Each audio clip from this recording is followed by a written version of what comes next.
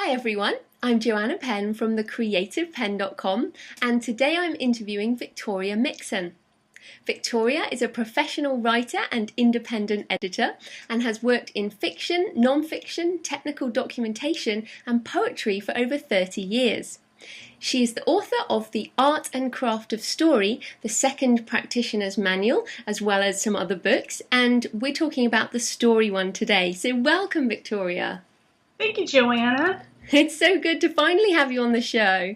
Oh, thank you. I know we have known each other for a long time and we just have never actually talked face to face before. Yeah, and I love the way the internet does this. So let's just start by, maybe you could say a few words about what you do, what your site does for authors. Well, what I do is I work with authors to develop their manuscripts into publishable form. People bring me their books, that they love, that they've been working on, but that they didn't. It's very difficult to know what they're really looking for in the publishing world, and so I help them take this story and these characters and develop the plot and the characters and the overall flow and the language into something that an agent or a publisher is going to be looking for as publishable. No. And I work mostly with long-term clients, people who keep bringing me stuff back, more books, they get excited about it. That's great. And you've got a fantastic blog, which we'll point people to later. But you also have this Art and Craft of Storybook. So there are a lot of ways that you have for people to improve their books. But I want us to start by taking a real step back. So if someone wants to write a novel, as you know, NaNoWriMo at the moment, should they start by engineering based on these principles, or should they be reviewing it later? You know, it's very individual to the author, and you will always hear big famous names saying, I never plan anything, I just sit down and go where I go. And that's kind of disingenuous because they have it internalized what the basic structure is. So for new writers, I would always recommend figure out where you're going, figure out what your climax is. What is the big thing that's going to happen to these people that changes them forever, that's the big impossible thing that they have to face? Figure that out and then write some notes for yourself on, just basically what you can use for your faux resolution that's going to be the opposite of that. And then think a lot about where did this story start and what's the really big thing that hooked them into it permanently. I personally, when I do my books, I do figure out what the three conflicts are, the plot point at the end of Act 1, and then the middle point, and then the plot point at the end of Act 2. I do figure this stuff out because otherwise I'll ramble. Mm-hmm. And if you do just go, you will wind up with a lot of stuff you have to cut. Mm. But that, I consider that kind of work to be your background work where you're getting to know your characters. So you can do it as your first draft, or you can just do it as lots and lots of unrelated notes that are just piles of stuff that you have to refer back to. But I do recommend that you know where you're going, otherwise your story will just fizzle. Yeah, absolutely. I totally agree with that. Now, one of the really key points you say in the book is that we have to make the reader care about our story. How do we actually do that? That has to do with writing really sympathetic characters, and that's not just nice characters, but characters who have really powerful internal conflict. Needing two things that are mutually incompatible and needing them desperately. And so then you set your story up to where your climax is going to be the point where they have to choose between those two things and they think they can't. And so the whole story is how they satisfy one need and then they satisfy the other. And every time they do this, they get themselves in trouble with the opposite need. And this way you bounce them back and forth through your whole story until you reach a point where they can't bounce anymore. And that bouncing back and forth between your intense needs is a very human thing. And the more powerful you make the needs and the more important you make them, the more the reader can identify with your characters and can say, oh yes, I know exactly how that feels.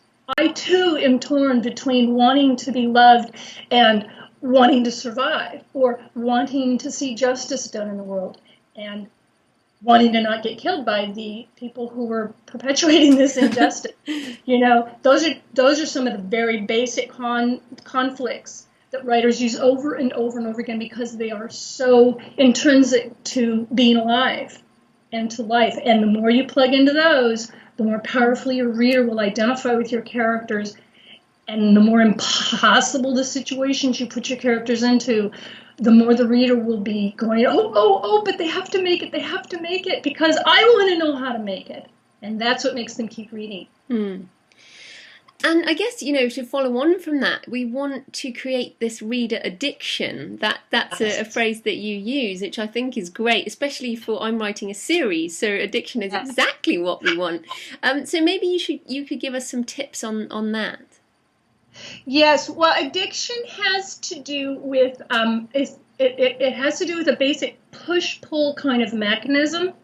And in my book, I talk about how there's tension, where you're creating tension in the plot and in the characters, which translates into a tension inside the reader, which is where you want it to happen. It doesn't help if the tension is only in your characters.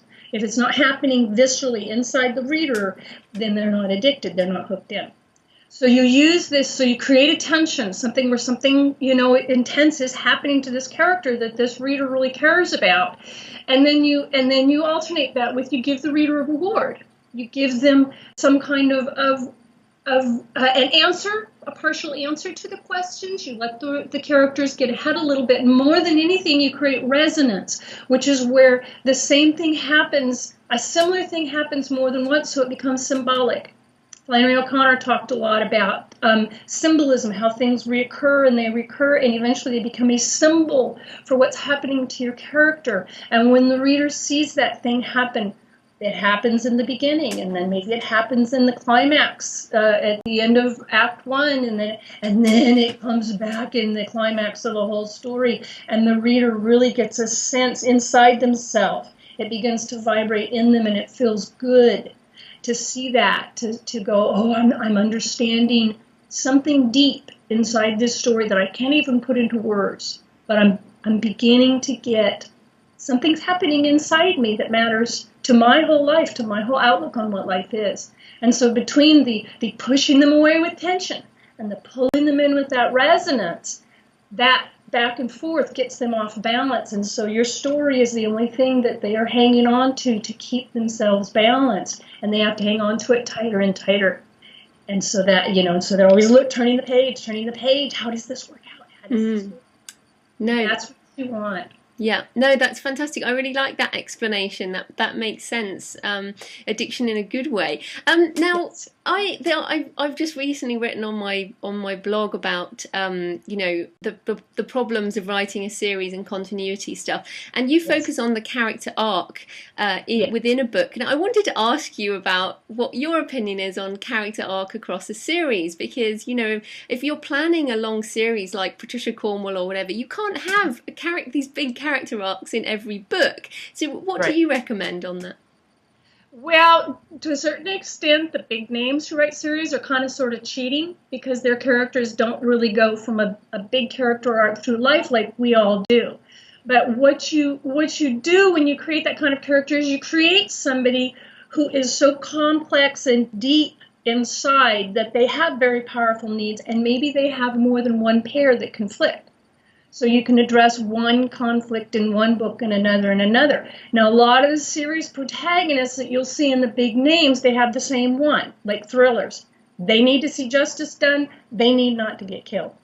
And that is the same need they grapple with in thriller after thriller after thriller. And if you make this very true to this character, and you make it, excuse me, and you make it something that can be played out in complex ways in different relationships, then you can keep revisiting those needs, and you can create little subplots so that they have other needs pulling at them. But it's all about the character's conflicting needs. So the trick to a series is to have a character you can really get into, who's really deep, who you really feel interested in continuing to explore and continuing to get deeper and deeper into who this person is and why they can never come to peace. Because we can't. I mean, you keep living and things keep happening to you. And so your reader identifies with that. Every time you think you've got it all sorted out, the next thing you know, you're in the next story. You didn't have it sorted out. Something else has happened, and life continues to drive you crazy. No, that's great. And the other thing, and this is funny, this is just a question I've just thought of. I was just sitting here thinking, because, a lot of people and I do personally have a sort of one-liner idea for the next book in my series. How can people turn a one-liner idea into a fully fledged story? Well, it's about the needs. I was doing this on editing chat for a while. Like, we could do a demonstration here if you want to just give me your one-liner for your story, and I can show you how to do it. Okay. I'm guessing I'm doing around themes. So my next book is going to be focusing around ancient Egypt and the biblical story of the Exodus and the plagues that afflicted Egypt. But it is a modern thriller. Okay. So who's your character? This is the same character that was in your first book? Yeah, so Morgan Sierra and the Arcane Institute to sort of investigate spiritual and supernatural mysteries. So what does Morgan need? I mean, what is her driving force in her life? The story need is to basically stop the evil person from destroying the world with the plagues. Okay, so she needs to stop the plagues, which is a pretty important need. But what else is going on? Why can't she just walk in and go, okay, plagues are done? What else is happening to her that's keeping her from accomplishing that? Oh, well, I haven't plotted that out yet. You can kind of extrapolate that in a thriller and particularly in something where she's trying to stop somebody from doing something this monumental, that they're going to attack her, that they're going to try to stop her from solving it in some way. And so her need probably is her need to survive herself. So she'll have a need to stop the plagues, to preserve the lives of all these people. And at the same time, she has to preserve her own life. And so this is the point you're going to be going toward, where she's going to have to make a choice at the end, where she's going to come right smack up against those people, where she's got it within her reach. And that's your full resolution. She goes, okay, now I've got it. I can do it. I triumphed over all my conflicts. And now I'm at that point where you've given her something where if she can just get there and do that, she will have saved everybody from the plagues. And you put her within like arm's reach of that, and then you bring in the villain and they're there face to face with her and they're going to kill her. And at that point she is forced then to make a choice. Am I going to go for it? Am I going to brave this villain and continue forward to do what I know will save people, or am I going to concentrate on saving my life? Now, obviously, in thrillers, they always do save their own lives, although it's possible to set it up where she sacrifices herself, but not if you have a series. So what you'll do is you'll set it up to where she has to make the decision to go for it in the smartest, most capable way she has, and you as the author will have put something in there that is basically a trick so that she can do both, but you force her to choose. You force her to choose to say, I'm going to go for it. And then the reader goes, she's going to die. But you have a little trick in there that you've established where she does it and she doesn't die. And then you take that trick and you put a clue to it back in your hook. And you don't have to know what that is before you get there. But it's usually something that you've found clues to as you're writing the book. And then you go back later and you put it in the hook. So the reader sees it first when they're reading. They don't know you didn't know that before you got to the end.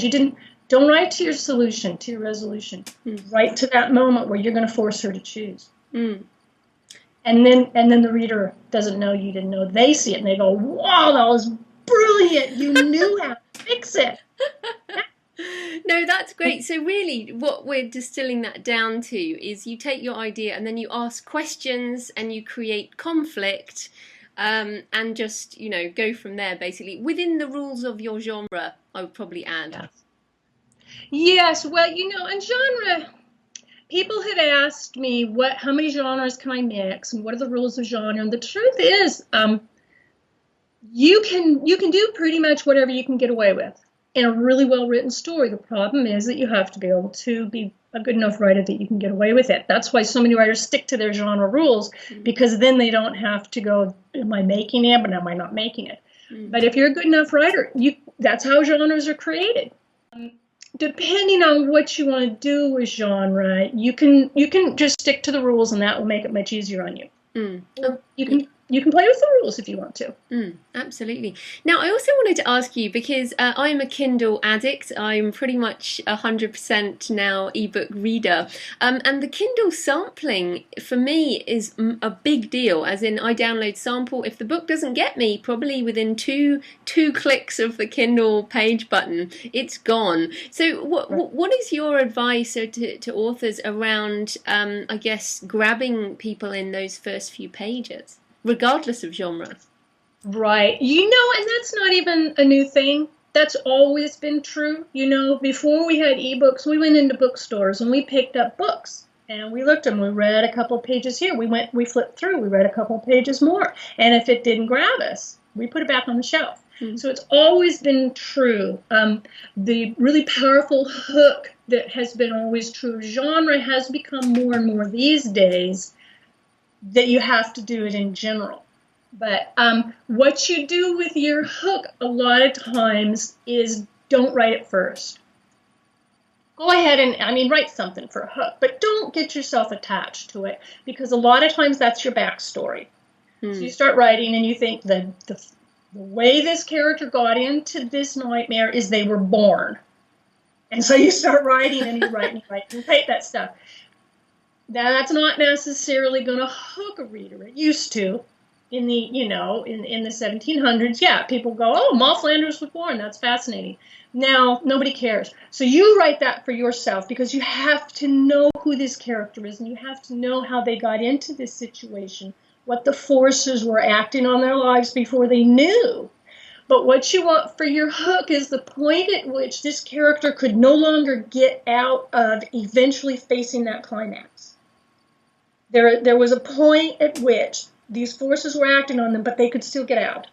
They could choose something else. But at a certain point, they made a choice that put them on a path where they could no longer get out. They were committed to heading in that direction, and it was a big decision. And it was, you want it to be an event. They made a decision about an event, something that really shook up their world, that changed their life, and that's your hook. So you won't necessarily know what that is until you've written maybe a first draft. Really, the hook is so important, but it is not necessarily the first thing that comes to you. And that's the biggest thing you can really do, aside from not knowing what your climax is, to wreck your book, is to start it someplace other than the hook. And then people want to put the backstory in first, and you don't. You go with the really important thing, and then you can put in, say, now these are the forces that were acting on them that forced them into this decision. You can put that in chapter 2 or 3, and then you go back to your story. Now, what happened after they made that decision? Well, then they were in really hot water, and then you keep going from there. No, that's great. And you mentioned, going back and adding stuff in, the foreshadowing, I guess, it's sort of known as later on when you get it right. And what you just said there about sort of self-editing, how much editing do you think an author can do themselves before they need to get a professional?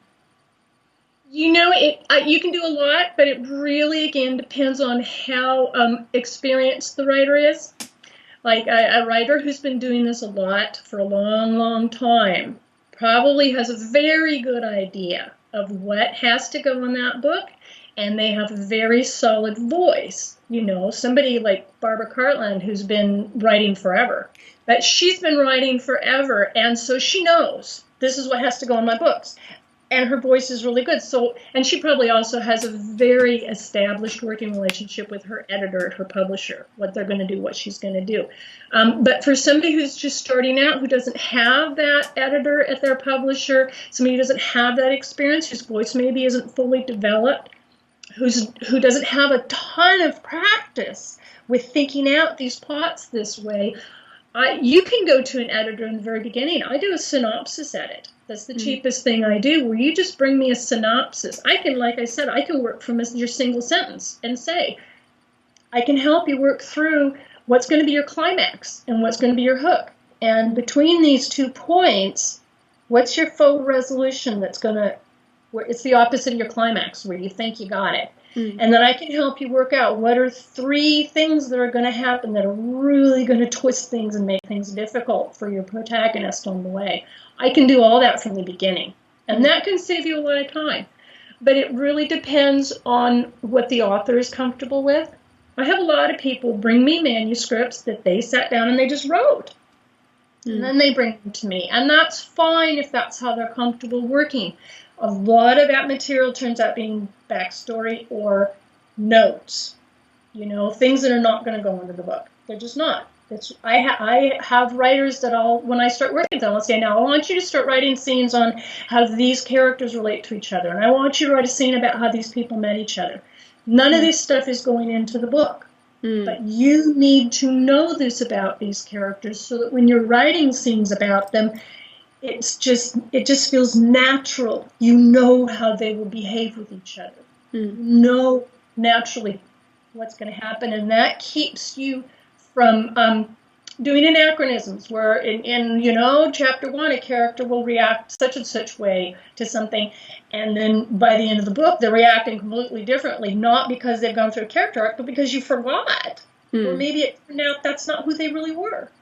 So I do a lot of that with writers. Write this scene. Write that scene for me. Develop this. Answer these questions so that you know. And so when somebody writes an early draft just straight through, they're really answering a lot of those questions for themselves. It's not necessarily material that goes in the final book. But you can do that if that's how you're comfortable working. Or you can start with an outline. I think that's something I really discovered with my first fiction, was how much editing and redrafting and rewriting I had to do, and something that this time around I'm using Scrivener, which I'm finding is a brilliant tool for scenes and just being able to move stuff out and change the order and that type of thing. So do you use Scrivener? Do you recommend it at all? I've never used it. I have been writing since the 1970s, since long before computers. So I worked on typewriters. I worked on the manual typewriters for a long time. So I'm used to the whole cut and paste thing. Now, so I do that. I mostly work with people in Word just because that's what they use. I've worked in lots of editors. So I'll talk to them about we're picking up this scene, we're putting it over here, and we're doing this and we're doing that. So I just use Word. Yeah. I break into different documents because a whole book in Word is almost impossible to navigate on this kind of granularity. I'll break it up into chapters or into, Act 1 or the hook and then work with it that way. But yes, you are going to be moving stuff around, and you're going to be taking stuff out. And you're going to be putting things in your little outtakes files because you can't bear to part with them. And that's it. I have tons of outtake files, tons of them. You just take it out and you put it there and you say, it's safe, it's okay, it's safe. But now we're going to write the scene that goes in this spot. So there's an enormous amount of that goes on. And yeah, the writer can do a lot of it themselves. That's why I'm writing these books, so that they can do so much themselves, because I found myself explaining over and over and over again to clients, this is a hook, and this is conflict 1, and this is your fulcrum, that's conflict 2, and da-da-da-da-da, and this is the climax. And I thought, they don't need to pay me over and over and over again, by the hour to explain this to them. They could just buy a book, and then they can figure out themselves, oh, okay, I did this and then this. And then by the time they bring it to an editor, it's much better organized, and they have a much better grasp on the story, and then they can get really deep into, not just we're going to try to get this in good enough shape that an agent will say, well, maybe there's something there, but this is something that would be a really gripping book that, tens of thousands of readers are going to go, oh, I love this book. I love this writer. And that's your goal. I can't wait for the next book this writer puts out. Yeah. That's your prediction. Yeah. No, fantastic. Now I have just one more question for you. Well, we just have a few more minutes. I obviously want to be the best writer I can be, and most writers do. But I also want to be looking at a career, making money from fiction, which involves writing a number of books. You can't do it with one unless you're, the breakout thing. So how can we write prolifically and faster, but also with great quality? There is a choice that you make there, and I know that you had talked to Roz about literary fiction and what that is. What happens with literary fiction is that it has a long, long time typically to kind of gestate in the writer's mind, yet years and years, which is why genre is where people make a living. Because genre, you have to get it into your head how to plot, and particularly if you have a series protagonist. People love that. Readers love a series protagonist, but then that saves you all that work of redeveloping the character for every single book. So you have that. You have this character that you've developed really deeply who has a lot of conflicting needs, but you really need to know, just get it in your bones how to plot. So that every time you sit down, you go, hey, I'm going to put this character in this situation. And then you sit down and you spend, some time going, okay, so what's going to be my climax? What's going to be my hook? You plan them all out, and then you plot each one of those out into its hook and its series of conflicts and its full resolution, its full climax. And you get it down to the point where you can do your scenes that way. You know what your hook is of your scene. You know what your climax is. You know what's that moment right before the climax where you kind of fake the reader out a little bit. And you really develop that skill really in your bones, because that's what allows you to write quickly. When you don't have to sit there going, what would this character do in this situation? I'm not sure where this is going. It's all right there in your notes. And then you sit down every morning and you pull up that scene and you write that scene. And then, you write the next scene. And eventually you'll have a whole book. And, of course, you'll have to do, some edits on it. But it will be basically the final book in that shape. And that's how you get through a lot of books. I do this all the time. I do this every year. I write a children's book for my son every year, and I sit down and I have 1 month in November because I procrastinate. I didn't even know about NaNoWriMo when I started doing this. I just knew that I had to get this done by December and that I was working. So I'd have to do it in the evening. So I sat down and I'd plan them out, scene by scene. This is going to happen, that's going to happen. And then every night I sit down and write a scene or two. And by the end of November, by golly, I've got all those scenes written and I've got a whole book. That's how you do genre, and that's how you manage to do several books, so that you can be putting them out there. So you can be publishing regularly and get an income from them. No. But you do lose a certain amount of that introspection and that depth of theme and of concept. And you may go back years later and go, wow, if I had dug deeper into that story, I could have unearthed so much more. So it's your choice. You're choosing between the depth and the getting those things written and getting them out there. No, fantastic. Okay, so where can people find you and your books? Well, you can always find me at my blog, victoriamixon.com. And my books are at all the major outlets, at Amazon and the iBookstore and Barnes & Noble and Powell's. And you can also go to my blog and link through from there. I'm on Twitter, Victoria Mixon on Twitter, and I'm on Google+, Victoria Mixon on Google+. I have an advice column that you can find through my blog. You can just ask me questions. I'll answer them free. It's like editing, but you don't have to pay for it. And I have an online magazine kind of laboratory that is paid. It's $20 every 6 months. And that's where I write the chapters that eventually wind up in my books. But I develop them. And there's a lot of other stuff there that I can't put in my books because I will take examples from other people's books. I'll take examples from literature and I'll line edit or I'll analyze them. I did a plot analysis of The Time Traveler's Wife. And I've done some stuff like that on there. And I'm too lazy to go get the permissions to use that stuff in my books.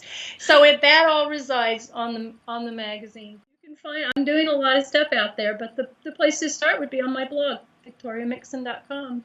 Fantastic. Well, thanks ever so much for your time, Victoria. That was great.